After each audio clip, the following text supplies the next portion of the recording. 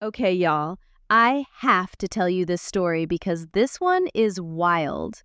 And when I say wild, I mean two women, two babies, one king, and a sword. Yes, a sword. But I'm getting ahead of myself. This story actually comes straight from the Bible in 1 Kings chapter 3, and we're going all the way back to the days of King Solomon. Now, Solomon wasn't just any king. He had become known throughout Israel for his wisdom. People came to him with problems they couldn't solve on their own, trusting him to judge fairly. And one day, a case came before him that would put that wisdom to the test. Two women were living in the same house. And around the same time, they both gave birth to baby boys. So imagine it, two new mothers, two newborn babies, living under the same roof. Everything seemed normal. Until one night, while everyone was sleeping, tragedy struck. One of the women accidentally rolled over onto her baby during the night, and when she woke up, she realized that her baby had died. Now, according to the other woman, instead of waking her up and telling her what happened, this woman did something almost unbelievable.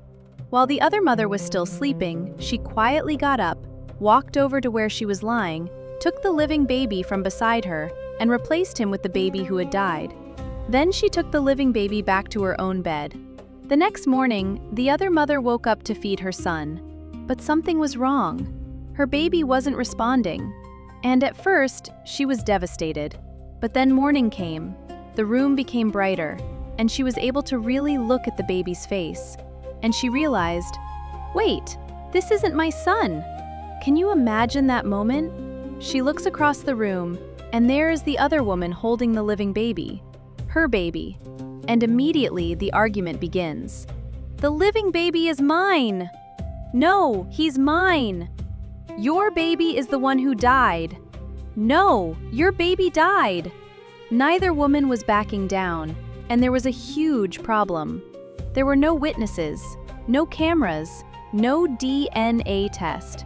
Nobody else had been in that house to tell them what really happened. So, eventually, this dispute goes all the way to King Solomon. The two women stand before the king, and each tells her side of the story. The first woman says, essentially, "We both had babies. Her son died during the night, and while I was sleeping, she switched them. The living child is mine." But the other woman says, "No, the living child is mine. The dead child is hers." Back and forth they go. "He's mine. No, he's mine."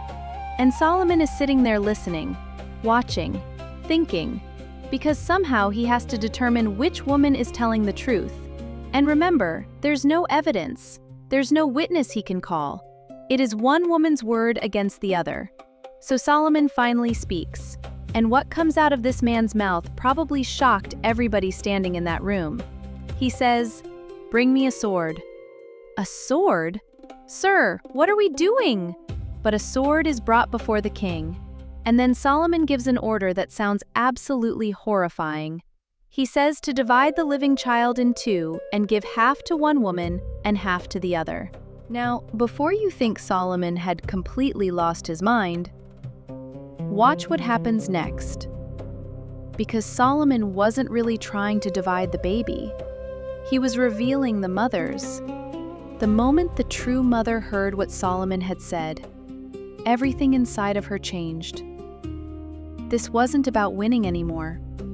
This wasn't about proving that she was right. This wasn't even about getting her baby back. There was only one thing that mattered to her now. Her son had to live. So she cried out to the king, "No, please! Give her the living baby! Just don't kill him!" Think about that. She was willing to walk out of that palace without her own child and watch another woman raise him, if that was what it took to keep him alive. But the other woman? She agreed with the king's supposed decision. And right there, Solomon had his answer. He stopped everything. He ordered that the baby be given to the woman who had begged for his life, because she was his mother. The true mother finally received her son back into her arms, alive, safe. Can you imagine how tightly she must have held him? After believing she had lost him, after realizing someone had taken him, After standing before a king not knowing whether anyone would believe her, she finally had her baby back. And this is the part of the story that gets me. Solomon didn't know the truth because somebody suddenly produced evidence. He understood the truth by revealing what was inside each woman's heart.